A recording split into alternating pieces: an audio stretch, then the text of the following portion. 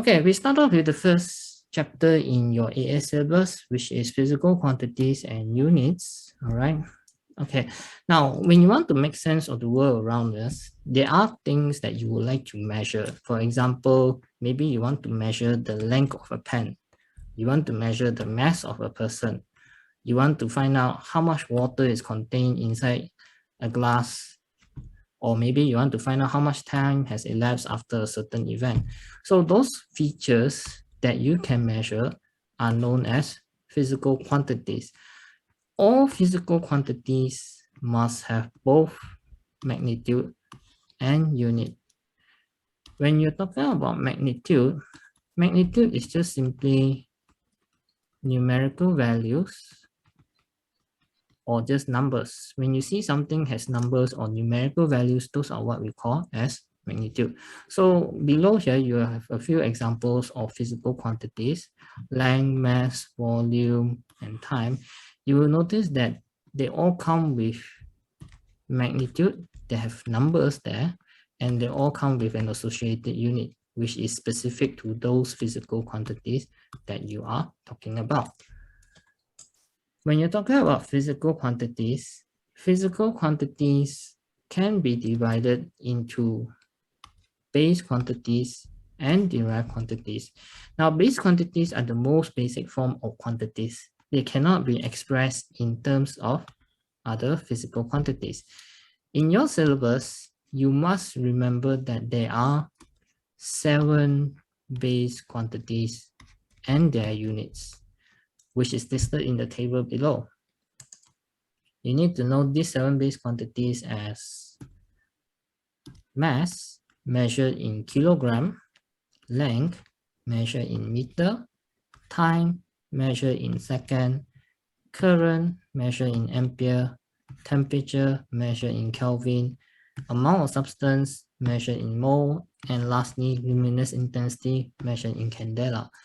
The first 6 of these quantities is something that you probably have an idea of, but for the last one, luminous intensity, is actually a measure of brightness. It tells you how bright something is.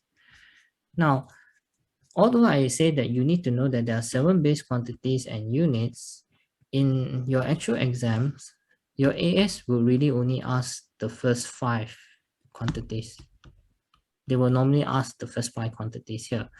Amount of substance is something that you will really only encounter in A2.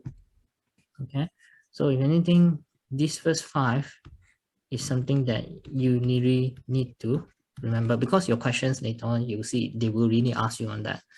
Okay, now for the last one, luminous intensity measured in candela, you don't need to worry about it because it is not covered in your syllabus. They don't really bother about it. They won't ask you about it. But in the event that you somehow wrote your answer to include luminous intensity with units of candela, they will also accept it. So no worries about that. Okay, so there are 7 base quantities and units, and be very careful about the term quantities and units. They have a very big difference between them.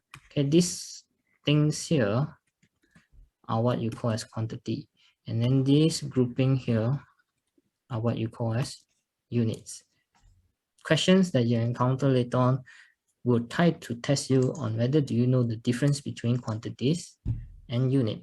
Okay, so let me go on to the next type of physical quantity. The next type of physical quantity that you will encounter is derived quantities.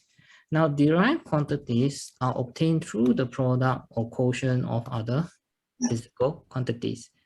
When we say that they're the product, it means that we are multiplying the physical quantities with each other.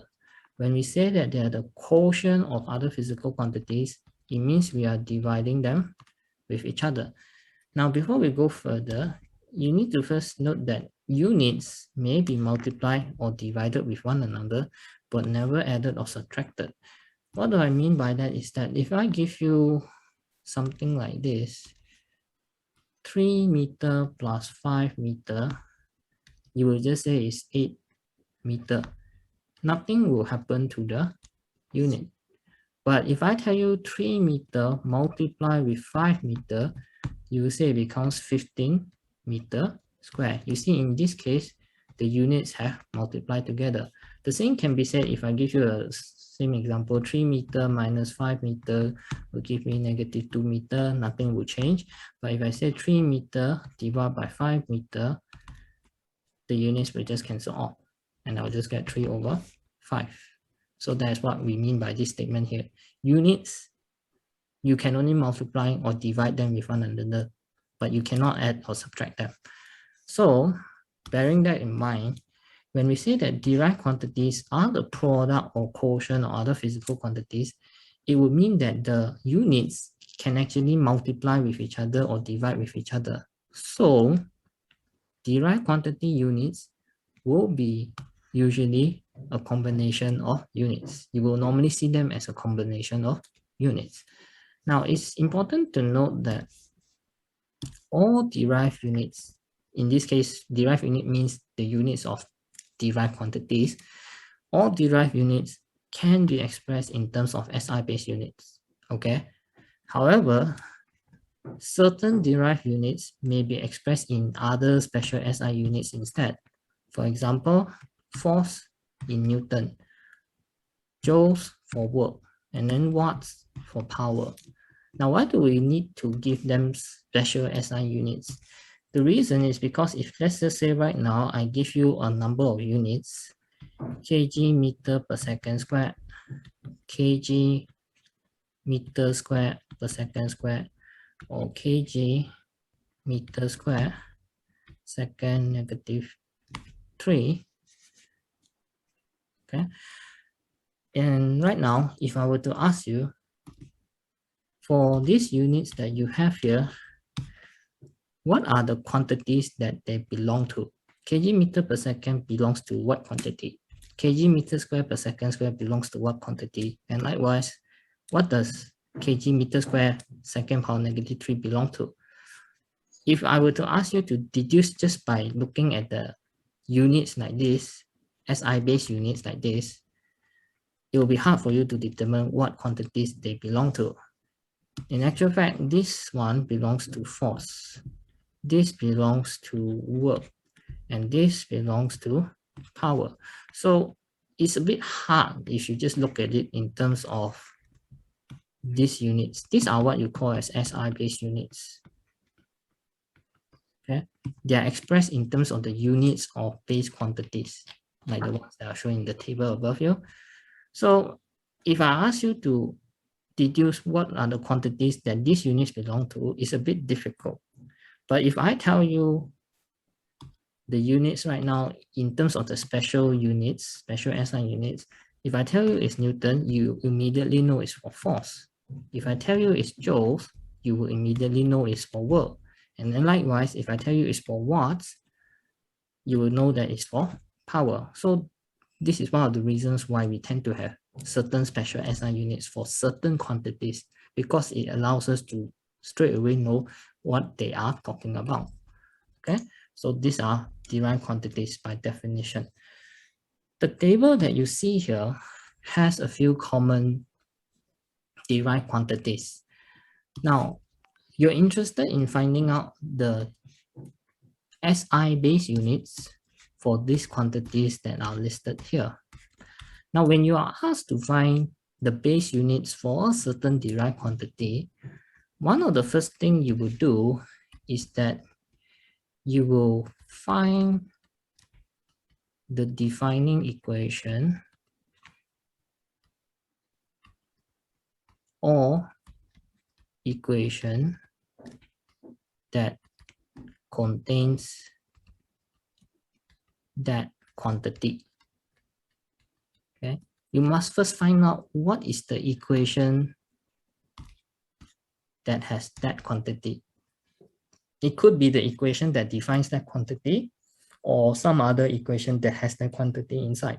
It doesn't matter which one you use, as long as the equation has the quantity that you want. Then after that, what you will do is that you will sub the SI units, the base units, into the equation, and then you will simplify it to then find out the units of that quantity. So we'll start off with some easy examples first.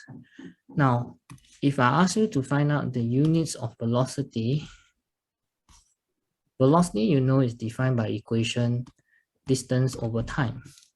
So what we'll say here now is that the unit of velocity is the unit of distance over time. Now, when you see a square bracket over a certain quantity, it means that you are referring to the units for that quantity. So if you see here a square bracket over v, over velocity, it means that I'm referring to the units of velocity. Likewise, if I see a square bracket over s, it means I'm referring to the unit of distance. And a square bracket over t would mean I'm referring to the units of time. So the units of distance would be meter, units of time would be second, giving me meter per second here. So if I repeat the analysis for the next few examples, acceleration is defined as velocity over time. So unit of acceleration is unit of velocity over unit of time, giving me meter per second, because I already found the units in the example above. Then divide by second, I will get meter per second squared. And this is the SI base unit. Then if I move on to examples for force, the easy example would be that you know that force is mass times acceleration. So the unit of force is equal to the unit of mass times acceleration, giving you kg times meter per second squared, which would be this one. So this one is in terms of SI base unit for force. But recall that as I mentioned just now, there are certain quantities that will come with their own special SI units. In this case, it is Newton. The normal SI unit is Newton for force. We don't normally put the word special there. It's understood that when you say SI unit for force, is referring to this. It's only when we say base units, then we specifically refer to the base units itself. So, then, yep. Okay. Can you leave it in fraction, like for velocity? Can you leave it as meter per second? Oh, you mean can you leave it as this? Yeah. Okay, yeah, there's one thing here. Usually for your exams, try to avoid answers in fractions. Okay, especially for structured questions. For example, if you get something like kg per meter and then ampere, you normally don't leave it like this. You will normally write it as kg per meter per ampere. Or if you have a numerical value answer as maybe 3/4, you normally don't leave it like this. You normally write it as 0.75. It's been like that for quite some time. I do not know why, but they have a tendency to ask the candidates to avoid using fractions. Always try to write it in these forms here. Okay. But the thing is that in some recent years, they also allow in fractions already. If you're talking about the previous years, they normally do not allow fractions. But somehow in the recent years, they have allowed fraction too. But to be safe, just don't leave it in fraction, because they can be a bit fickle-minded sometimes. They sometimes will accept, they sometimes won't accept. So to be safe, just write it in this form all the time. Okay, this form and this form. Okay. Right, then we go to definition of work. Sorry, the unit of work. Unit of work will be W. Unit of work is unit of force times distance. Unit of force, you already found it as kg, meter per second squared. Multiply with distance, you get kg, meter squared, second negative 2. So this is the SI base unit. But the special SI unit is joules. And then after that, density.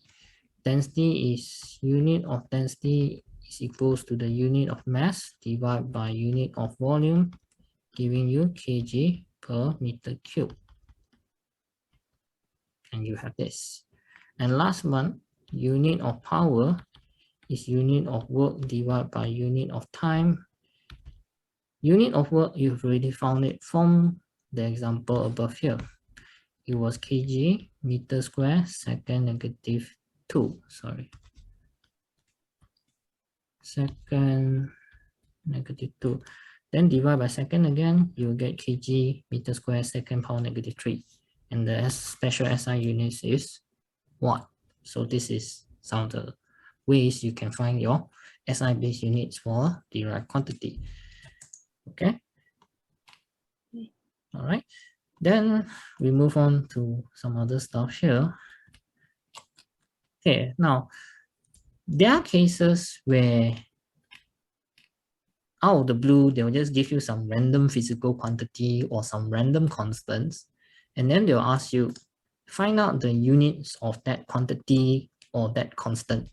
So for example here, they might give you an equation like this where they tell you the drag force F acting on an airplane traveling through the air is given by F equals to half CD A rho V squared, where CD is the drag coefficient, A is the area, rho is the density, V is the speed of the vehicle. Then determine the unit of CD. Okay. So in cases like this, you want to find out what is the unit of CD right now. Now, one of the things you will need to do first, usually when you encounter questions like this, make the quantity whose unit is to be found the subject of the equation. Okay, this will help make your life a lot easier. Right now, I want to find CD. So what I'll first do is that I'll make the quantity whose unit I want to find as the subject. So what I'll do now is that F is equals to half CD A rho V squared. So I make CD the subject, I will get 2F over A rho V squared. Now from here, I can actually find out the units easily. So here what I'll say is that the units of CD is equals to the unit of force divided by the unit of A rho V squared. Now you may be wondering, why is this two not considered? Okay, this one is ignored because it's a number. It does not have units. That's why you just ignore the number. If you see a number that you normally just ignore it. Okay, ignore because it does not have units. Okay, so because this is a number, there's no associated units. You normally just ignore it in your unit analysis, right? So you just consider these quantities. So some of the quantities that are listed here, like force, density, and velocity, you've already found the SI base units for that. So you don't need to do it again. You can just straight away put it inside here. Force, if you refer to the table above, was kg per meter second squared. Area is meter square. And then density is kg per meter cube, followed by velocity at meter per second. Remember to square the term. Eventually, you will get this. You will get kg meter per second square at the top. And then at the bottom, you will still get kg meter per second squared. All right. So eventually, it will simplify to this. Kg power 0, meter power 0, second power 0. This already tells you that this quantity has no units. Okay. So this is one example of that. Okay, right. So to break a bit about the, okay, now let's just have one or two questions to try on. If you look at the worksheets that you downloaded from the website, can you just have a look at, say, page 1? Okay, I will just choose some questions that relate to what you just learned and ask you about it. Okay, now page 1, question 1. Which one here is an SI base unit? Can you guess which one should it be? If you look at the table on the first page, Kelvin. this one should be Kelvin. Yes, correct. So why can't you say current? Because current is in amps. Like the base unit is ampere. Yes. So because you see the question wants base units. So they want it in unit. So this one here is actually your base quantity. Okay, this one is base quantity, not unit. So although this one is actually your base quantity, is actually a bit could have your base unit, but it's expressed in quantity right now. So we do not use current. And then for gram, it should have been kg. And then this one, volt, is actually the unit of, sorry, volt is actually a derived quantity. When I go to the website for the past year questions, and then when I click on physical quantities, when it downloads, it's like for measurement techniques. So it's not these questions, it's like another questions. Huh? Really? For chapter 1 though? Yeah, when it like downloads 0 to measurement techniques, like when I click on physical quantities. Oh, okay. All right, didn't know that. Okay. That one. So what you have right now is just what you're seeing on the screen, is it? Yeah. Okay, right. No worries. Later on I'll try and rectify the error, or maybe I'll just send you the document there. But bear with me for the first lesson. I'll just go through some questions, and then after that, I just see how your understanding is. Okay, right? Okay. So this one, page 1, the answer is Kelvin. Okay, so no issues there. Now then after that, you look at the other question here. June 2015 P12. Which definition is correct and uses only quantities rather than units? If you look at this one, which definition is correct and uses only quantities rather than units? So we'll go through this one by one. Now density is mass per cubic meter. I know density is mass over volume, okay. So you want it in terms of quantities and not units. So is answer choice A correct? Yes. Okay. You look at mass. Mass is physical quantity, but meter is Meter unit. is Unit. no. It's the answer is Yes, answer A is out. Correct. So they want it in physical quantities only. They don't want units. So this one you see is physical quantity and units mixed together. So this is not correct. But if you look at part B, potential difference is unit per energy per unit current.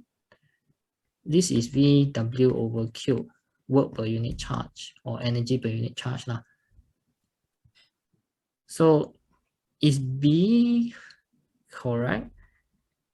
Yes, I think it's correct. Okay, energy is a quantity. The unit is joules. Current is also a quantity. The unit is ampere. Okay, but this one is also wrong. What? Why? Because the definition is wrong. This one is telling you voltage is energy over current. This one is wrong definition. Wrong definition of the quantity. So although this one is physical quantity, this one is also physical quantity, but the definition of potential difference itself is wrong. So we won't use this one. Okay. But if you look at the other one, let's just go to the other one. Pressure is force per unit area. Pressure is force over area. Okay, now force is physical quantity. You know the units of force is Newton. Area is also a physical quantity.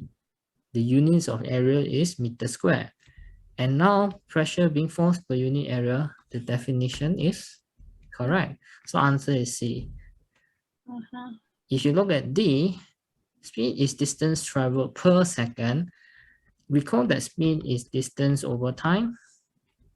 Now distance is physical quantity, but second is unit. So this one is wrong. So definition wise, speed is correct, but it's mixture of physical quantities and units. All right.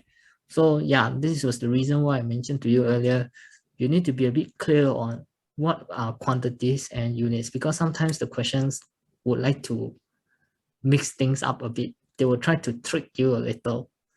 So as you go along, as you see just now from this part here, the questions can be a bit tricky.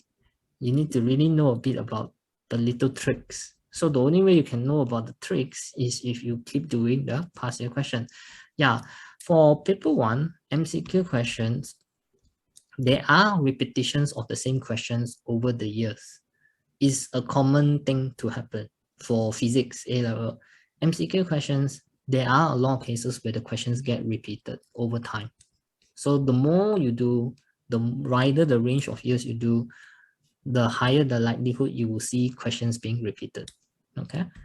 But structured questions, they will never repeat. They will always give you some new original questions. Okay. So this one is okay. Then after that, we'll just do one example on finding the SI base units. Okay, right. Let me just clear this thing off. Okay, now if you look at this question right now, this one is on the page 2.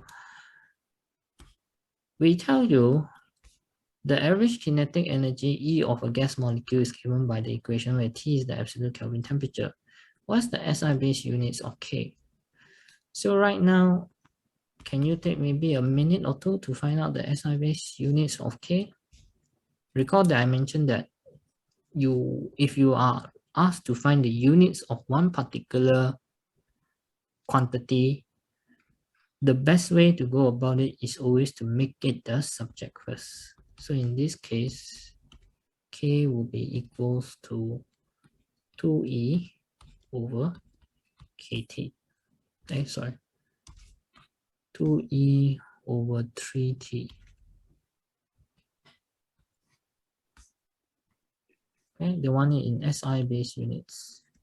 Before you proceed any further, you need to find E in terms of the SI base units. Now I'll give you a hint. Energy and work share the same units.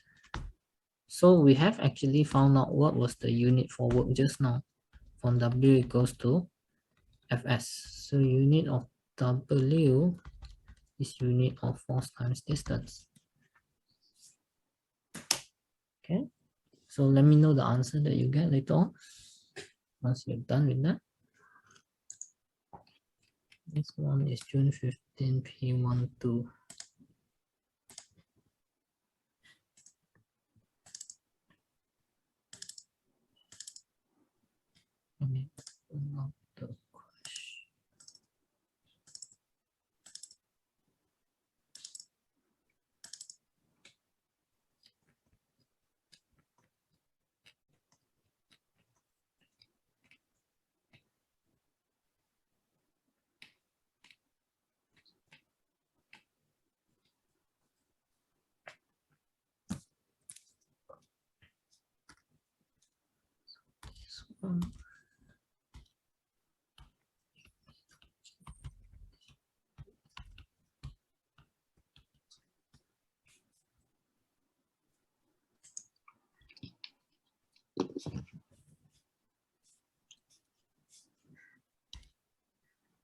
So I have to use the energy formula.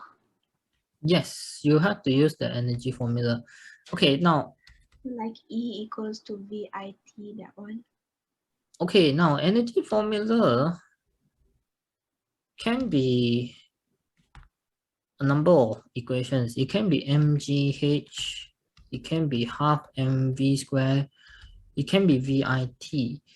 If you use this one is actually the most complicated way to find the units of energy, because you need to find the units of volts, unit of current, unit of time, all three together. And unit of volts, sorry, unit of voltage, yeah, you know it's volts, but this is not SI base units. Your question wants SI base units. So if you use this one, do you realize that you will actually have to find out volts in terms of SI base units too? Yeah. Because volts is W over Q. And then charge is also not base quantity, you see. So you have to change it to base quantity. Q is IT. Only then can you find the units of voltage in SI base unit. So there's double work here. This one will not be the equation that you start off with, because you notice that it makes your workings a lot more complicated. So no, we normally don't use this. But there are also other equations that you can use though, like this one. You will agree the energy is gravitational potential energy, is mgh. It's also kinetic energy. It's also half mv squared. Or you could also say that energy is work done. That's why I can say this. Sorry. That's why I can say that energy is work done is equals to force times distance. So unit of energy is unit of work is unit of force times distance. So there are many ways you can go about it. So here you look at kg, meter square, second negative 2 Kelvin.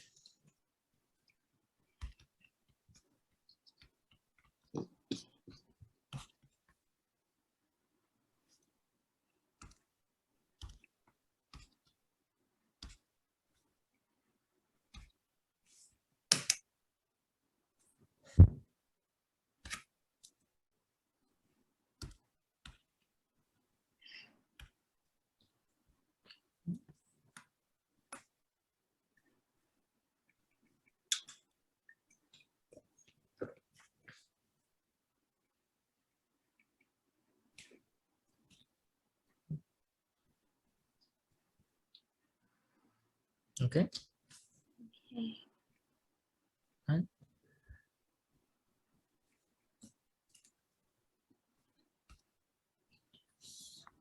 Erase this. The answer should be D.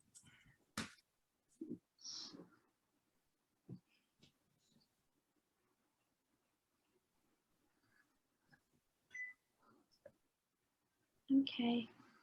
Okay. Right. So this one should be okay. Okay, so this is one example of how we are going to find units. Bear in mind that as you start to do the questions, there will be cases where you see some unknown quantities like electric field strength, like torque or momentum, all those. Don't worry about that, because those quantities are covered in the later chapters. So at this point in time, when you just started A level and you started doing the questions inside the topicals, there will be a lot of cases where you see there are unknown quantities that you've never seen before, that you've never learned. That's because those quantities are covered in the later chapters. All right. Okay, now we move on to the other part. If you move on to the notes again, now the next thing you will learn is something called homogeneity of physical equations. When we say that an equation is homogeneous, it means that each term in the equation has the same base units. Now, all valid physical equations must be homogeneous. If they are correct equations, they must be homogeneous, meaning to say each term in the equation must have the same units, exactly same units. Okay, now there are two examples of physical equation here. V is equals to U plus AT, and change in GP is equals to change in KE plus work done against friction. This equation that you see on the left here is actually what you know as your kinematics equation that you will learn in 1 or 2 chapters away. It actually describes to you the motion of an object when it is moving with a given acceleration. So V is actually referring to final velocity. U is initial velocity. A is acceleration. And then T is time. Okay. Then if you move on to the other equation, change in GP is equals to change in K plus work done against friction. This one is representing something that is falling under gravity. When you move downwards here, you will lose GPE. But then you will gain KE. You lose GPE here because you have a decrease in height. You gain KE here because you're being pulled down by gravity, you're speeding up. So your KE increases. And then at the same time, as you are moving down, you encounter air resistance. So you have work done against friction. The idea here was that whatever GPE you lose is converted into the gain in KE as well as work done against friction. That's why this equation came about. Again, this one is another thing you will learn in one of the later chapters. Right now, we are not really interested in the why the equation is here. We're interested in analyzing whether this equation is homogeneous. Now, if you're asked to analyze a given equation, whether it's homogeneous or not, what you need to do is that you will need to look at the units for each of the terms. What do I mean by that is that you actually look at the units one by one. Like if you move back to the first example on the left, you will look at what's the unit of V, what's the unit of U, what's the unit of AT. So you start with your analysis from the left hand side. The unit of V, which is velocity, must be meter per second. Then you move to the right hand side of the equation. The unit of U, which is again velocity, must be meter per second. And then the last term here, the unit of acceleration times time is meter per second times second, giving me meter per second again. So you see that the units on the left hand side and the right hand side are all the same. They are meter per second. So since they all have the same base units, therefore the equation is homogeneous. Now if you try to do the same analysis on the right hand side, just now we mentioned earlier that GPE can be expressed as mg delta h, KE can be expressed as half mv squared, and work done can be expressed as force times distance. So now we expand this equation, we look at the units. The units on the left hand side is the units of mg delta h. So it will be kg for mass, and then meter per second squared for g, and then meter again for h. You will get kg meter squared second negative 2. Now g is your gravitational acceleration, is 9.81 meter per second squared. It has the same unit as acceleration. In IGCSE, you may have learned g as 10 meter per second squared. Now when you go to A level, it is no longer 10 meter per second squared. is actually 9.81 meter per second squared. This one will be elaborated on in your next two chapters. But just know that G is acceleration. Okay, so you get this. And then if you move on to the units on the right hand side, let's just analyze half mv squared first. What you will analyze is just mv squared. This one and this one. As I mentioned earlier, if you have a half here like this one is ignored because it has no units. So we only analyze mass and velocity. This will be kg. This will be meter per second. Square the term.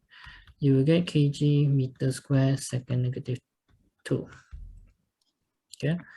Then the last one would be analyzing the unit of force times distance. Force, you know just now, is kg meter per second squared because it is mass times acceleration. Unit of distance is meter, you get kg meter squared second negative 2. So you see now the conclusion is still the same as before. The units on the left hand side is the same as the units on the right hand side. Therefore, the equation is homogeneous. Okay. Earlier I explained to you already. Any number like half, 3, 5 would be considered as dimensionless, having no units. Okay. Now, the last thing I probably should mention to you is this. Just because an equation is homogeneous, it doesn't mean that it will be valid. Okay. Not all homogeneous equations are valid physical equations. What do I mean by that is that just now I mentioned that this is a valid physical equation that you will learn in the later chapter. You need to remember this equation to answer your exams eventually. But let's just say when you try to recall this equation, you record it wrongly. You record it as in this form. V is equals to 3u plus 5at. It's already a wrong equation. But if you were to analyze the equation itself, whether is it still homogeneous, you will notice that it will be homogeneous. Because here, because it's like the same, but there's only numbers. yes, it's the same, but there's only numbers. You see 3 and 5 here, they're numbers, no units. So I ignore. The only terms I need to analyze is V, U, AT. It's actually the same thing as before. I will come to the conclusion that the equation is homogeneous, but it's actually a wrong equation. So just bear in mind that not all homogeneous equations are valid physical equations. Okay, so that one should be one of the things. Okay, then we try something on homogeneity. Why do we want to know this? Okay, let me just show you the equation. I will just move on to page 57. Okay. Okay, since this lesson is recorded, later on I'll upload this lesson inside Google Drive and then I'll give you the link. And then I'll also give you the soft copy of this worksheet for topical chapter 1. Then later on, if you want to write back all the things you've learned, you can actually refer back to the lesson recording. Okay. All right. So we move on to page 57 first. Okay. This one has something to do with homogeneity and has something to do with finding units again. Now, I'm referring to this question here. The question here is asking you, the frequency f of vibration of a mass m supported by a spring with spin constant k is given by this equation, where c is a constant with no units. What are the values of p and q? For questions like this right now, this one isn't like the question before this where they ask you to make the quantity the subject and then straight away finding the units. Is something else. Now, if I want to find out the values of P and Q right now, this equation here, it should be homogeneous. Okay, they're not going to give you a wrong equation here. This equation is homogeneous, meaning to say each term in equation has same units. Okay, meaning to say this one here and this one here would have the same units. Now, frequency, what is the unit of frequency? Now, the unit of frequency, it will be correct to say it is hertz. But if you have gone through wave chapter already with your teacher, frequency is number of oscillations per second, right? So it will be correct to say that it would have a unit of per second. So while it's correct to say that frequency has unit of hertz, it's also correct to say that frequency has unit of per second. This one you can think of it as the special SI units. This one is the SI base units for that same quantity. Okay, so I know now this part here must have unit of per second. The ones that I have here on the right must also have units of per second. Okay, so now I try to find out right now what I can do with this. I can say that the units of the left hand side is the same as the units on the right hand side, which will be per second here. And then they already told you that C is a constant with no units. So C will just be ignored, just like a number. Okay. But mass M has unit of kg. So it will be raised to a power of P. And then K has units of spin constant K. You recall that under Hooke's law, force is equals to spin constant times extension. So unit of K is force over X. Unit of force is kg, meter per second squared, divided by meter. Then you get kg, meter, sorry. Then you get kg second negative 2. Correct. So this one here, you have kg second negative 2 power cube.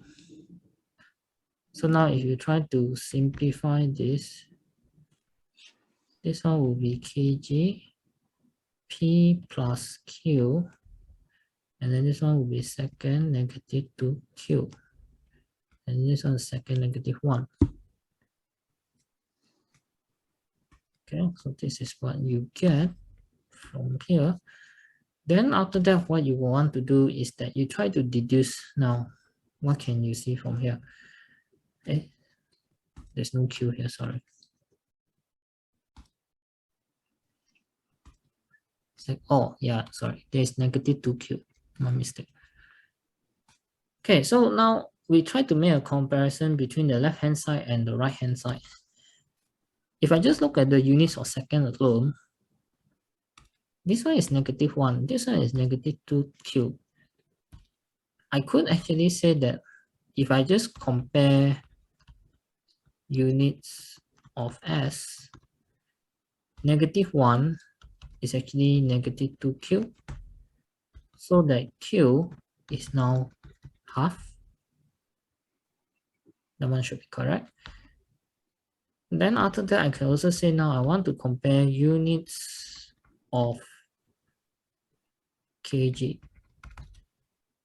Now, even though here they don't write anything about kg, I could actually say that there's kg power 0 here, which in turn becomes 1 now. Okay, so if I just compare right now, just for units of kg, 0 and p plus q.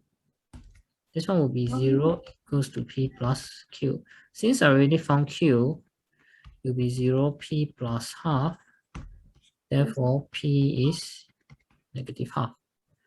So the correct answer for this one would be C. Sorry, my mistake. P is half then Q is, wait. P is negative half, Q is half. Q is half. So its answer is B. Okay, so this is one example of how you will use homogeneity in your questions. Okay, so there's one example there. Let me see whether there's another one that we can use. Okay, or the other one that you can probably look at is this one. Okay, this one will be under page 62. Later on, if you watch back the video recording, you can just refer to this. Okay, now the speed V of waves on the stretch wire is given by this, where T is the tension in the wire and mu is the mass per unit length of the wire. What are the values of P and Q now? It's a bit the same as just now. So I'll give you the time to try this. Would you like to take a short 10 minutes break? Now it's 3:35 p.m. We can resume at 4:45. Sorry, not. We can resume at 3:45 p.m. Okay. Okay, so we'll just take a short 10 minutes break. In the meantime, if you're still around and you have the time, then you can probably try this. Once I return, I'll just quickly go through this with you before I go on to the next part of the chapter. Okay, all right, so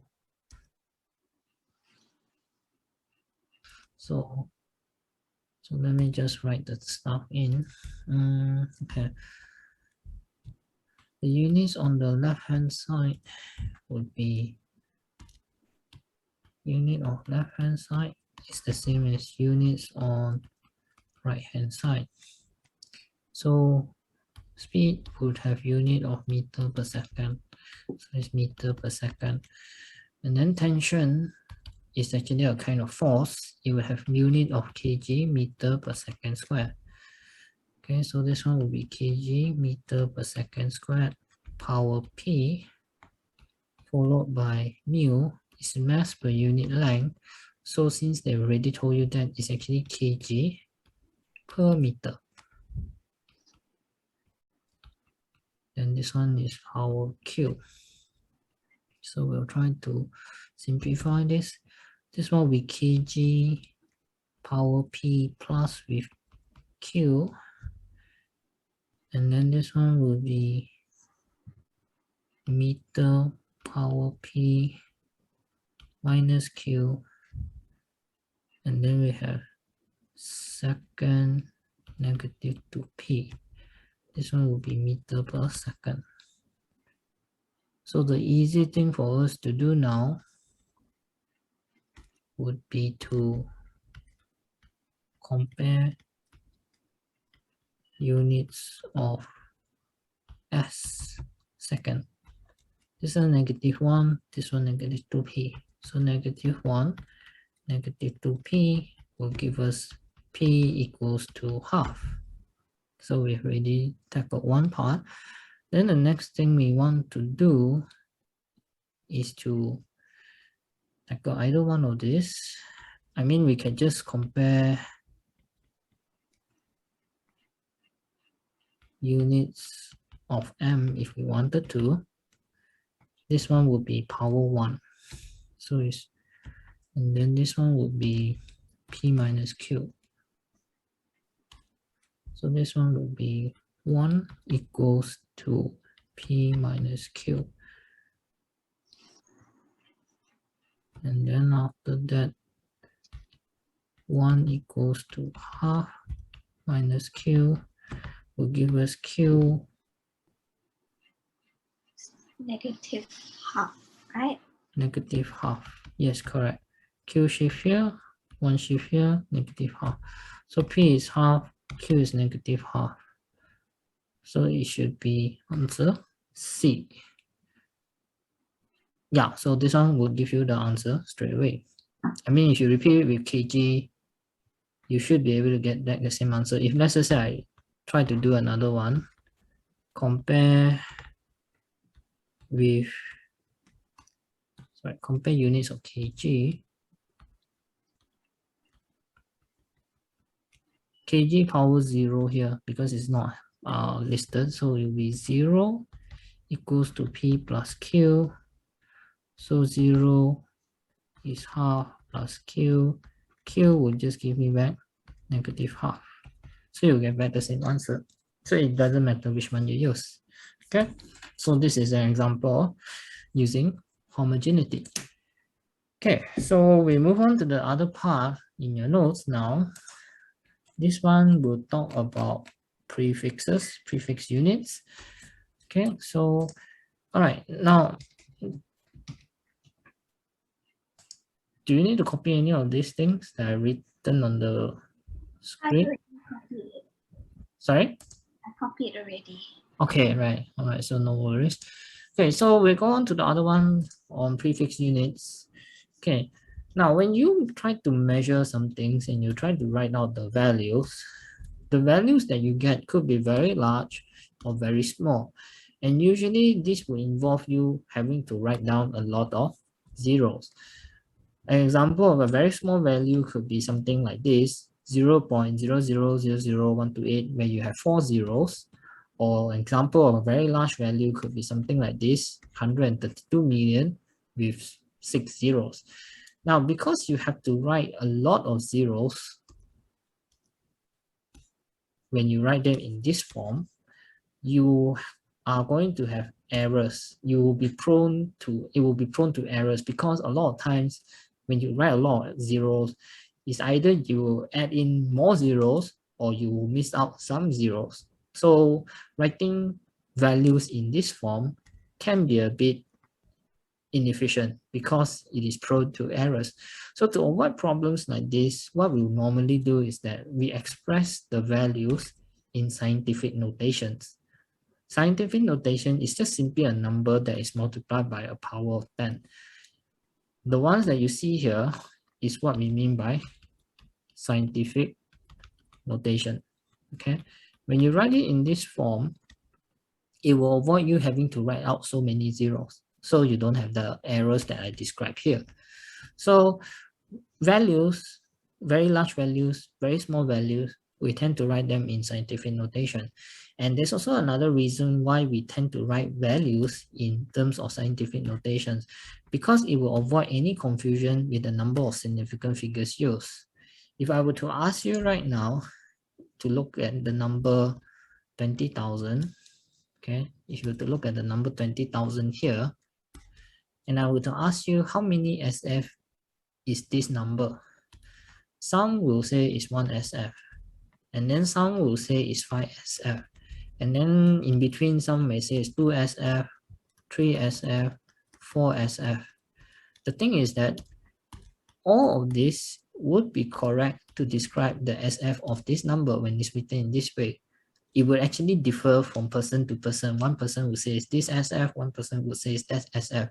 So in order to make it very clear to the reader how many SF are you saying it is, we tend to write it in scientific notations like the ones you see here. That same number, if you write it in scientific notations in this form, it will be very clear to the reader what is the SF that you are referring to. If you read it like this, this is 1 SF. If you read it like this, 2.0 is 2 SF. If you read it like this, 2.00, it is 3 SF. So by writing in scientific notations, not only would you be making it clear to the reader how many SF are you using, you are also avoiding the errors of writing many zeros. Okay. Now, when you have very large values and very small values, we will tend to express them with their units too. Okay. Now, for very large values or very small values, we will tend to use multiples or submultiples or prefixes. What do I mean by that is that, you see, if I have a very small value like this, 0.05 meter, I can express it as in centimeter, it will be as 0.05 centimeter. If I express it as millimeter, it will be 0.5 millimeter. Okay, this is an example of, say, small values. Okay, when you're measuring small values with units, we would tend to use prefixes. to take into account the small values.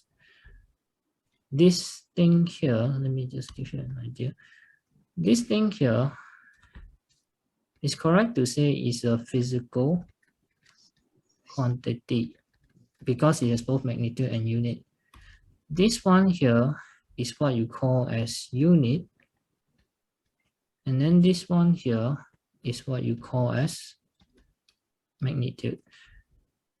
If I express it in different forms like the ones I show below here, this part here is what we call as prefix. Okay, they are your prefix units. Okay, this one is if I try to write something for small values, but if I write something for very big values could be something like this, where I tell you maybe I have 3 times 10 power 4 joules. I can write it as maybe 30 kilojoules, or I could maybe probably write it as, if I change this to mega, it will be 0.03 megajoules. Okay, divided by 3 is 30, divided by 10 power 6.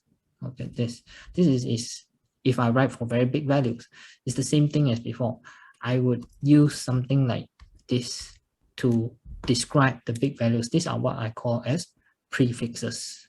Okay, so when you're talking about very, very large values, the prefixes that you need to remember will be kilo, mega, giga, tera, beta. This one is in increasing order of magnitude. Okay, and then from one prefix to another, like this, you will notice that they are increasing by a factor of 10 power 3. Okay, if you're talking about prefixes for very small values, then one will be on this table here. In decreasing order of magnitude, it will be deci, centi, milli, micro, nano, pico. So deci will be 10 power minus 1, centi will be 10 power minus 2, milli will be 10 power minus 3, and then subsequently the next few prefixes would be divided by a factor of 10 power 3. All the prefixes that you see in this table is included in your syllabus. You need to remember them. Okay, but as you go along with the syllabus and you have more practice with them, you'll be having an easier time in remembering them. Okay, so this is what we mean by prefixes. Now, why do we need to know prefixes? Is because a lot of the questions you will encounter later on would ask you to convert from one form to another. So say for example, right now, if you look at the next page, conversion of prefix units. Now, when you want to convert a unit with prefix to non-prefix, prefix units to non-prefix units, what you will tend to do is that you will multiply with the prefix conversion factor or the prefix multiplication factor, if you would. An example I can show you here is that if let's say you have 13.62 megajoules, you want to convert to joules. You have 9.3 nanometer. You want to convert to meter. These are the prefix. Okay. Recall that mega m is actually 10 power 6. And then nano n is 10 power 9. When you want to convert from having a prefix to no prefix, you just multiply. So in this case, 13.62 multiplied with 10 power 6. And then 9.3 multiply with 10 power 9. This one is you already converting from prefix to non-prefix. What if it's the other way around? When it's not having any prefix, but you want to change it to have a prefix, changing from non-prefix units to prefix units. In cases like this, what you will do is that you will do it the other way around. You will divide instead. with the prefix conversion factor. For example, now, if I tell you you have 15.3 times 10 power 8 watts, you want to convert to megawatts, or you have 16.3 times 10 power 5 meter, you want to convert to micrometer. So as mentioned to you, if you want to convert to the prefixes, mega m is 10 power 6, micro is mu, symbol mu is 10 power minus 6. When you want to convert them from non-prefix to having a prefix now, you divide. So 15.3 times 10 power 8, you divide by 10 power 6, you'll be getting it in mega. In this case, 1,530 megawatts. But if you look at the next example, 16.3 times 10 power 5 meter, you want to convert it to micrometer, you divide by 10 power minus 6. You'll be getting the answer as 163 micrometer. Okay, so this is one of the things that you will do. Now, taking it one step further, you will encounter cases where units are raised to a power. Rather than, like, let's say for example, if I talk about units of length, we could ask you to tell us how much is 1 millimeter square, 1 millimeter square in terms of meter square, or 1 centimeter square in terms of meter square. Now, for cases like this, when you want to do the conversion, you can just use simple maths to do this.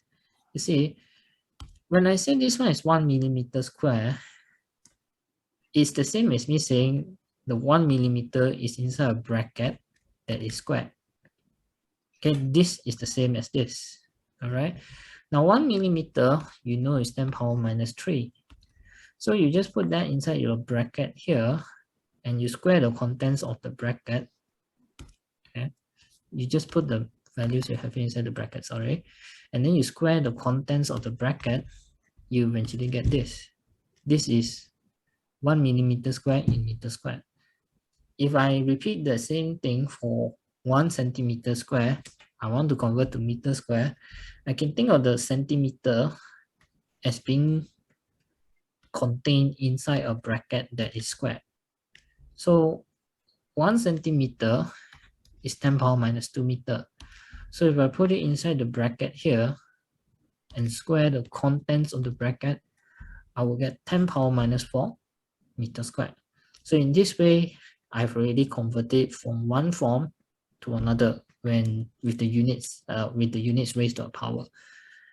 Now the ones that you see below here is actually the same example as the one above. It's the same thing, just that it's cube. Okay, the working is the same. Now, I'll go to a more practical example that you will see in your actual exam questions, which is shown here. Okay, sometimes they could give you something like this. Say your area is 208 kilometers square. You want to convert to meter square. So taking a hint of how you did the conversion here, you could say that this particular kilometer square is the same as you saying this. You have 1 kilometer inside a bracket that is square. And then 1 kilometer is 10 power 3 meter, is 1,000 meter. So you put it inside your bracket, you square the contents of the bracket, you eventually get this. Okay, when you square it, you're squaring meter, so you get meter square. And then you also square the 10 power 3, so you get 10 power 6. So this one is one of the ways in which you will use to do your conversion.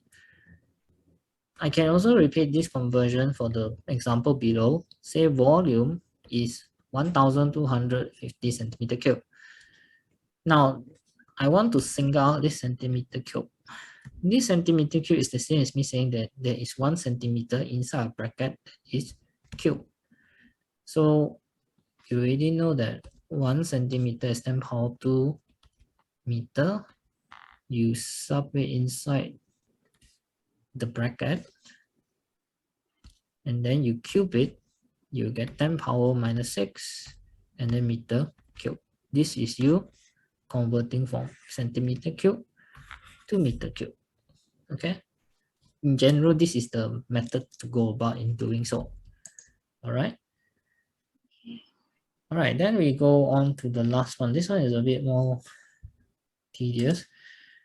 What if we ask you now to convert from 1 millimeter square to centimeter square? Now, for cases like this,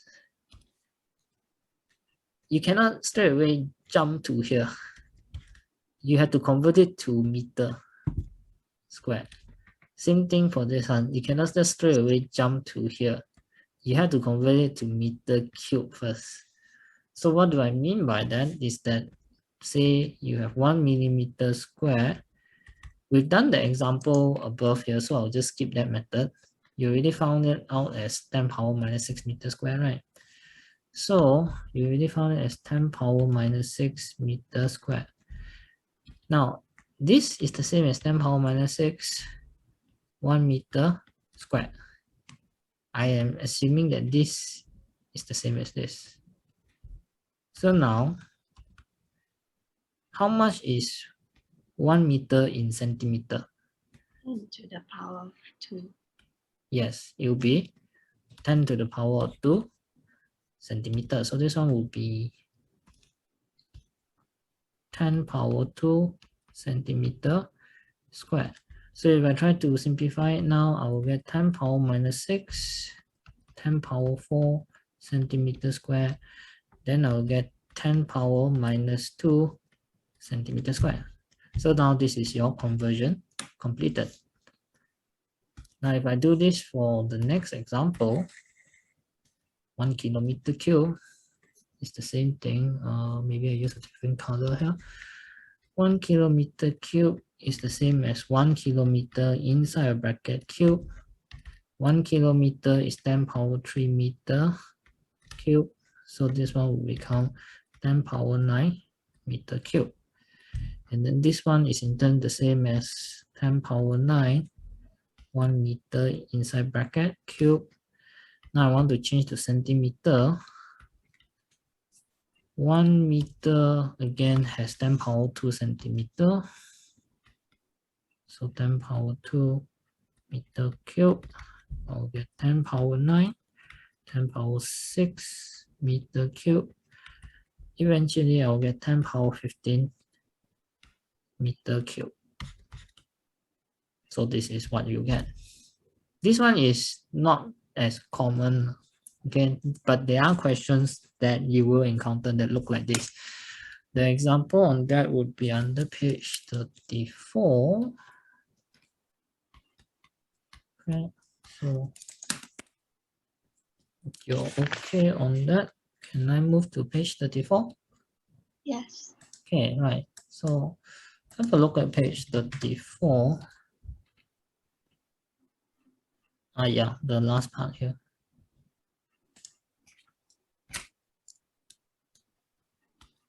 How many cubic nanometers, nanometer cube are there in the cubic micrometer, microcube? This is asking you to do the conversion. Basically, what they're asking you is 1 micrometer cube is how many nanometer cubes? Okay, you can try it on your own right now. Let me just write down the step-by-step workings. Then we'll check the answers whether you got it or not. Okay, so 1 micrometer cube is the same as 1 micrometer. Sorry. This one is the same as 1 micrometer cube. It's the same as 10 power minus 6 meter cube.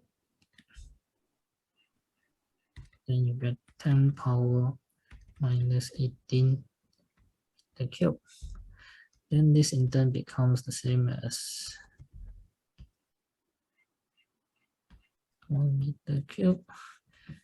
So let me just write the prefixes. Micro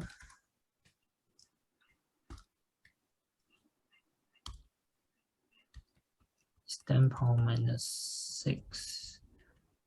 Nano is 10 power minus 9. Okay, so how much is 1 meter? So all the while I got to here, I want to change meter into micrometer now. Okay, so I know 1 micrometer is the same as 10 power minus 6 meter. Therefore, 1 meter is 10 power 6 micrometer. Because this one I shift here, so I divide, it becomes 10 power 6. So now I have that, I can say that 10 power minus 18 is 10 power 6 micrometer cube. Am I doing it correct? Wait, nano. Oh, sorry, I want to have it in nano. Sorry. I want to have it in nano. So I just redo this. 1 nanometer is 10 power minus 9 meter. Therefore, 1 meter is 10 power 9 nanometer. Okay, I want to change it not to micrometer. My mistake. I want to change it to nanometer. So I want to change it to nanometer. It will be 10 power 9 nanometer cube. So it will be 10 power minus 18, 10 power 27 nanometer cube. Then I'll get 10 power 9 nanometer cube. So answer should be C. Let me just have a look at the actual answer for you. 2017 P13.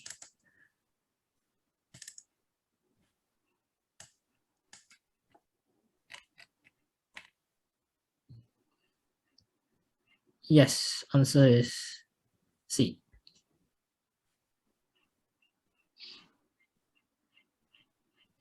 Oh, the workings that I did last time was also something like this. If you look at the screen right now, there's also another way to go about it. This is how I did it last time. I want to find out how many cubic nanometers are there in a cubic micrometer. I just take 1 micrometer divided by 1 nanometer cube. Okay. Then I get this. It depends on which one you are more familiar with. But the idea is that you still need to use the prefixes contained inside a bracket and then raise to the whatever power that you're using it to. Okay? The ones I use here is like a small step-by-step tedious process now, but the ones I show here is actually more like a shortcut. Okay, so this is some examples of how you convert the different prefixes. Okay, then after that, I go on to something else. Okay, estimation of physical quantities. This one, let me just go through it a little for you. Okay, now in your syllabus, your exam questions will sometimes ask you to estimate the values of some common physical quantities. Okay, the table that you see here has the value of some of those physical quantities. Okay, but this does not include everything. In your exam questions, there are a lot of cases where the quantities that they ask you to estimate is not in this table itself, it's something else entirely. Okay, but what I can tell you is that when you're asked to estimate physical quantities, normally what we'll do is that we will get those estimated values through normal everyday experience or common sense, or we can calculate it through an educated guess. What do I mean by that? Okay, if I say that you can actually get it through experience or common sense, Say for example, you get it from experience. Say for example, I ask you the mass of a pencil. Right, maybe I start with apple first. Say for example, I ask you the mass of an apple. And then I ask you the mass of a pencil. Okay, so right off the bat, you probably won't be able to guess what is the value of the mass of an apple or mass of a pencil. But let's just say right now, in sometime in your life, you've handled a 1.5 liter bottle of water before. 1.5 liter bottle of water before. It could be water, it could be cooking oil, it could be your Coca-Cola bottle. At some point, you probably have held it before in your hands. So that bottle that you have is at least 1 kg. So if you try to visualize how it felt in under your hand, that one is roughly 1 kg. So now you try to apply that reasoning to mass of an apple or a pencil. The mass of an apple definitely is not the same as a 1.5 liter bottle. The mass of that apple would definitely be less than 1 kg. So it would definitely be a lot less than the mass of a bottle of water here. So you could probably write out the answer as maybe 300 to 500 grams. This is you guessing it from this reference in your life. And then after that, if we ask you the mass of a pencil, so you compare the mass of a pencil with the mass of an apple, the pencil obviously will be much lighter or having a smaller mass than the apple. So maybe you would guess the pencil mass as maybe 30 to 50 grams. Okay, so this is what I mean by drawing it from experience. You must have some reference values in your everyday life. And then after that, you try to make sense based on that reference with what they are trying to ask you.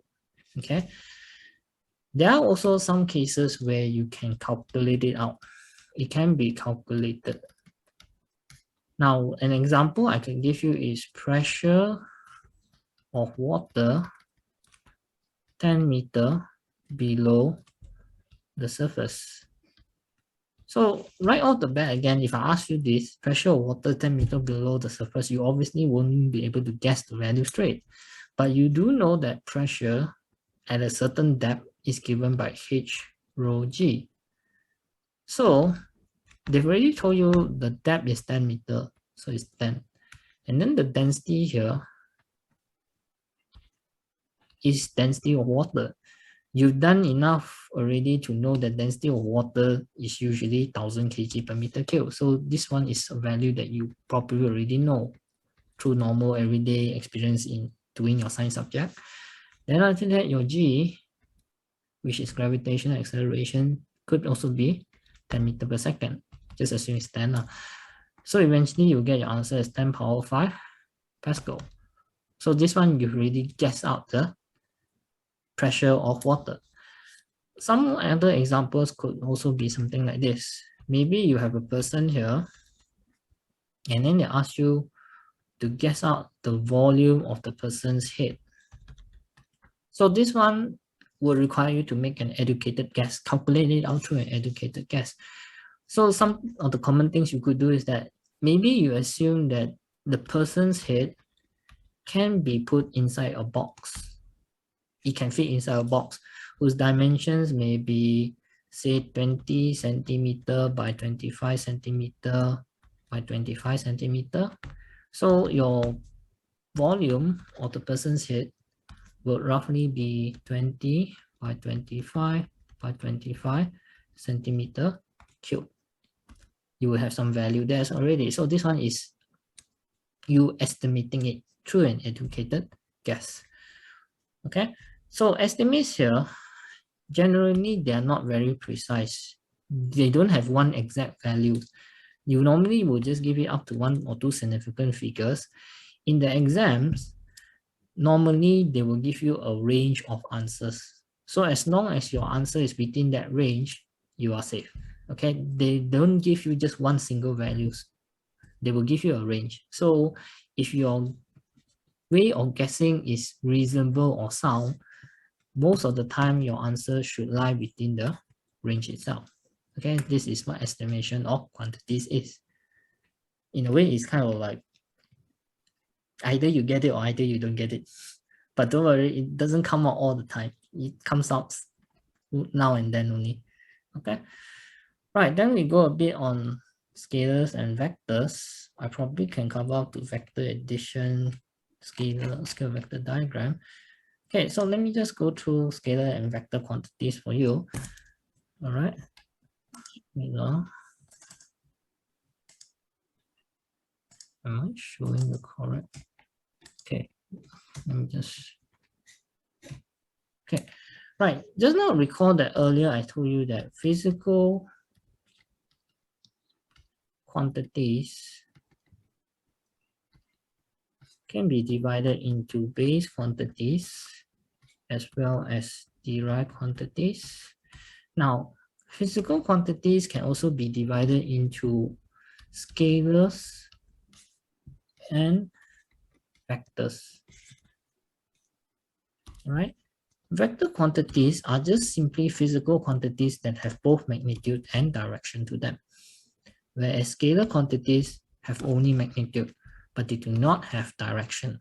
Okay, for example, if I tell you the velocity of a car is 25 meters per second to the east, this is an example of a vector because you have magnitude and then you have direction. So this is considered to be a vector. But if I tell you the same thing, that the car has a speed of 25 meters per second, but I don't tell you its direction, it is a scalar. Okay, if you only say the magnitude, but you don't have a specified direction, it is considered to be a scalar. So as long as you see the quantity has direction, it is always a vector. If it doesn't have a direction, then it is a scalar. The table below here gives you a number of common scalar and vector quantities that you will see. Some of them right now you may not have a good appreciation of it because they are in your later chapters. As you go along the syllabus, you will have a better understanding of these quantities and why is it that they have direction, why is it that they do not have direction. For the time being, just take it at face value. The other thing I need to mention to you is that these two, electric field strength and magnetic field strength, is actually in A2. You won't see it in your syllabus AS.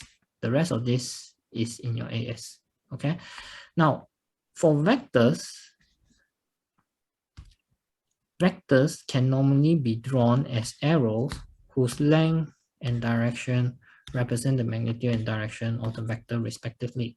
What I mean by that is that you could represent a vector as an arrow like this. The length of that arrow gives you the magnitude, whereas the direction of this arrow tells you the direction of the vector. This is what we mean by saying vector can be represented as an arrow. Okay. Then we go on to something called vector addition. Now, when two or more vectors act, a resultant vector can be used to represent the combined action of the separate vectors. This resultant vector can be found through, this resultant vector can be found through vector addition. What do I mean by this? When two or more vectors act, a resultant vector may be used to represent the combined action of the separate vectors. It's something like this. If I tell you you have an object here right now, and you have forces F1 and F2 acting on that object, the combined action of these two forces can actually be represented by a single resultant force, a single resultant vector. To find that resultant vector, you need to use what we call vector addition. you need to add them up to find out the combined effects of those two vectors. After you've done it, that is your resultant vector. So there are a few examples here. I can go through one or two examples with you today. Now, let's just say you have force vectors A at 30 Newton. Let me just clear off a lot of stuff here. You have force vectors A at 30 Newton, force vectors B at 50 Newton. You are required to find the resultant force R for these cases. Now, depending on how the vectors are arranged, the way you treat them would be different. Okay. The first one I'll tell you is this. If you see the vectors are acting along the same line or parallel to each other, your vector magnitudes can just be added or subtracted directly. If this is the case, if they're along the same line, meaning to say they're acting along the same line, like the ones that you see here, or parallel to each other, like say maybe like this, force F1, force F2, or force F1, force F2, these are considered to be parallel. Okay, this is example 1, this is example 2. If you see that they're along the same line or parallel to each other, the way you find your resultant is that you can just add or subtract the magnitudes directly. Okay, this one is if they're along the same line or parallel to each other. The ones that you see here are all along the same lines. Okay, now if you see that the vectors are in the same direction, you can just add the magnitudes directly. So in your case, 30 plus 50 gives me 80. But on the other hand, if you see that they are acting in opposite directions, what you will do is that you will subtract one magnitude from the other. In this case, 30 minus 50 gives us negative 20 Newton. Now you will notice that there is a negative sign to one of the vectors. A negative sign is usually assigned to vectors that act opposite to an assumed positive direction. Whenever you're dealing with vectors, a positive direction will usually be assumed when you're talking about addition or subtraction of vectors. Okay, you will learn more about this as you go along the next few chapters. Any calculations that involve vectors, normally we would need to assume a positive direction. So in the case here, your assumed positive direction is towards the right. So if you look at this diagram here, the 50 Newton force is opposite to my assumed positive direction. So I gave it a negative sign here. And it's because of this negative sign here that you get the impression that one magnitude is subtracted from the other. So Okay. if, like, for example, the positive direction is up, then down would be negative. Yes, correct. If say, for example, I say upwards is positive, but I have a force F1 here in the same direction as my assumed positive direction, this one will be considered as positive. But if I have that same force downwards, this one is considered to be negative. Do you always assume that like up is positive, or will they like tell you in the question? Oh, they won't tell you in the question. It's something that you assume yourself. So it's always going to be like up positive. A convenient way to see which direction will be positive is, for some teachers, they will tell you that you look at which side is going to be bigger. I mean, if let's just say you have two different vectors acting, you see which side is going to be bigger. Is going to the left side going to be bigger, or right side going to be bigger? If going to the left side is bigger, then you just assume towards the left is positive. What I mean by that is that if you look at this two, this is 30 Newton towards the right, 15 Newtons towards the left, right? Yes. So by intuition, you will know that going towards the left is going to be bigger eventually, right? So for some teachers, they will say, okay, you see which one is bigger? The bigger side is the one that you will assume to be positive.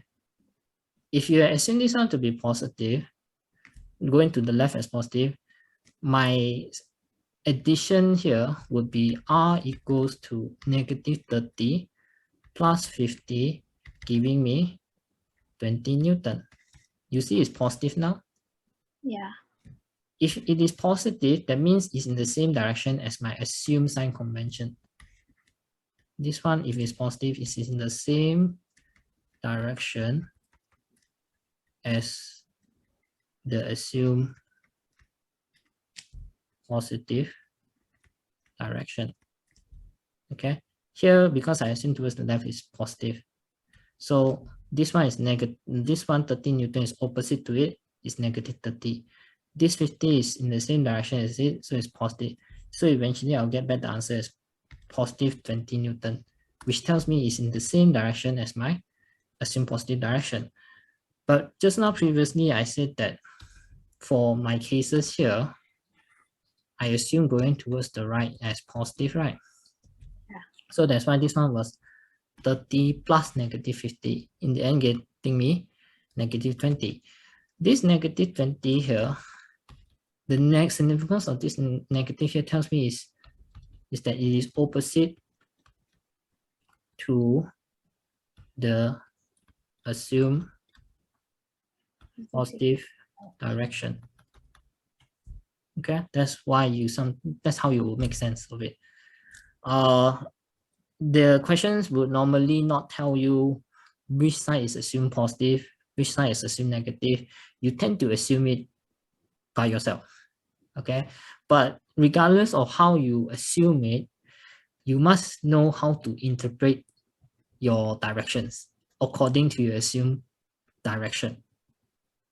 Okay, so like the ones I do here is still telling me the same story, that my resultant is towards the left. And then if I look at this one, it's still telling me the same story, that my resultant is to the left. They should still tell me the same story. Okay. Okay. All right, so that one should be that. Okay, then this one, the last one is scaled vector diagram. Okay, the ones that we mentioned here is for vectors in the same line or parallel to each other. So the last one that I'll just briefly go through with you first is this one. What if your vectors are not in the same line or parallel to each other? What if they're in different directions or non-parallel to each other? For example, maybe you have a force 30 Newton acting horizontally like this, and a force 50 Newton acting at an angle 40 degrees to the horizontal. What would then be the resultant? It's not as simple as you saying 30 plus 50 giving me 80, or 30 minus 50 giving me negative 20 anymore. This one is only applicable if they're acting along the same line or in parallel directions. So for cases like this, you will have to use one of the methods that is described here. You can use scaled vector diagram. Okay. Now under scaled vector diagram, what you will do is that you will draw the vectors. Or is it like you make units? Sorry? Is it like you make it a unit? Make it a unit. What do you mean by unit? Like 3 units plus 5 units is like the other side, something like that. No, not like that, not like that. Okay, let me give you 1 or 2 minutes to explain this one for you. Okay, under scale vector diagram, what you do is that you will draw the vectors in a diagram like this. This is vector A, this is vector B, so that from that diagram later, you can find the resultant R. That's what scale vector diagram is. You're trying to visualize the vectors in the form of a diagram such that you can find the resultant from it later on. Okay. One of the things you will do for this method is this. You will first set an appropriate scale before you draw any of the vectors to scale in the correct orientation. When you draw the vectors, you must draw the vectors from head to tail. meaning to say where the arrowhead of one vector ends, you need to start drawing the tail end of the next vector. To give you an idea of what I mean by drawing vectors head to tail, is something like this. I can choose vector A first. This is vector A, followed by vector B, or I can choose vector B first before I start to draw vector A. This is what we mean by drawing from head to tail. Why is it called head to tail? Is because you see the head of vector A is meeting the tail of vector B. The head of vector B is meeting the tail of vector A. Meaning to say you're seeing the end of vector A meeting the start of vector B, the end of vector B meeting the start of vector A. This is what we call as drawing head to tail. What is an example of not being drawn head to tail is something like this. It could be that maybe you draw the vector A like this, and then you draw vector B like this. Or maybe you draw vector A like this, and then you draw vector B like this. This one here is not an example of being drawn from head to tail. Because you see, the tail of vector A is meeting the tail of vector B. The head of vector A is meeting the head of vector B. So it's not head to tail. So this one is not considered being drawn head to tail. But this one is, because the head of A meets the tail of B, or the head of B meets the tail of A. Okay. Now, once you have drawn the vectors from head to tail in the correct scale and in the correct orientation, the gap that you see remaining is actually the magnitude of the resultant vector. Okay. Now, let me just give, and then after that, I will tell you that the direction from the start of the first vector to the end of the last vector is the resultant vector direction. In other words, it's actually from my first point to my last point. So I'll just give you, describe to you how I will do this one first. You set an appropriate scale. Say this one is 1 centimeter to 10 Newton. Okay. This one you will need to use a protector. Maybe you don't have a protector, but don't worry, I'll just describe to you first. You can do this later. So if I set the scale already, and I want to draw these two vectors to scale in correct orientation and head to tail, I would first start to draw this vector first as 3 centimeter, followed by vector B as 5 centimeter at an angle of 40 degrees. Now, the gap that you see here remaining is your resultant vector. The length of it will give you the magnitude of the resultant vector. So once you've drawn to scale in the correct orientation, you draw a line across the gap. You will be able to measure it as maybe 7.6 centimeter. Okay, this one represents the magnitude. The length represents the magnitude. But when you want to determine the direction, you look at your first point to your last point. The first point was here, last point is here, so the direction is here, right? This will be your direction of your resultant vector. Okay. But would it be like the tail of the? But this one, the tail, the head of the first vector meets the tail of the second vector. What? But then the second vector and the third vector. Oh no, this one, the resultant is a bit different. Okay, the resultant doesn't follow this rule.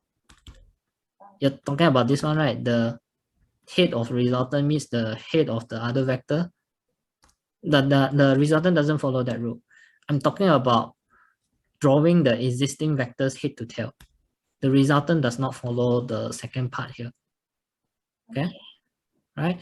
So if you want to find out the magnitude, then you will say something like this. By measurement,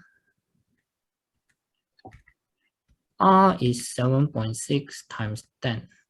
because the length that you measure is 7.6 centimeter, but the scale you have is 10 Newton. So you get 76 Newton. And then if you want to describe the direction represented by angle theta here, if you use a protractor, you will get it as 25 degrees. So this one will be the magnitude and direction. Now, the ones I drew for you here is me starting from vector A first, followed by vector B. What if I start from vector B first, followed by vector A? Would I still get the same answer? You will actually get back the same answer. Let me show you at the top left-hand corner. If I start with vector B, I will draw 5 centimeter at an angle of 40 degrees. Then it will be followed by vector A at 3 centimeter. So notice that there's still a gap here again. The length of this gap will be my resultant, which if you measure again with your ruler should be 7.6 centimeter. And then the angle later on, if you measure it, it will also be at 25 degrees. Okay. So now this one, I've already found out the length. I can as 7.6 centimeter. If I multiply with my scale, I will get the answer for resultant as 76 Newton again. Okay, it's the same answer as before. And also, if I want to talk about the direction, recall that because you start with vector B first, this was the first point. And then this one was the last point. So your directional resultant is given from your first point to last point. So it will be in this direction. Okay. So now if you make a comparison, this line is actually exactly the same as this line. Okay. So it won't matter how you start off your drawing. You can start with A first, you can start with B first. But the important thing is to make sure that your vectors are drawn from head to tail. Only once you are drawn from head to tail, then this rule would be true. Okay, so this is what scale vector diagram is. There is some other method like resolution of vectors, but this one, I don't have enough time to go through that. That one will be a bit more intensive. Okay, so for today, I think I'll stop here. All right.